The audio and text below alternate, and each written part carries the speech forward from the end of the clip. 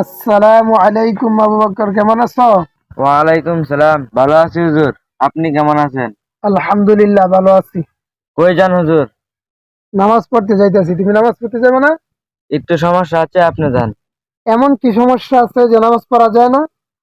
আসলে হুজুর শীতের দিন তো ঠিক মতো গোসল করা হয় না। নামাজ না পড়ার জন্য কত তাল বাহানা। যেটা সত্য সেটাই বললাম। দূর মিয়া, মনে হয় 1-1.5 মাস ধরে গোসল করো না।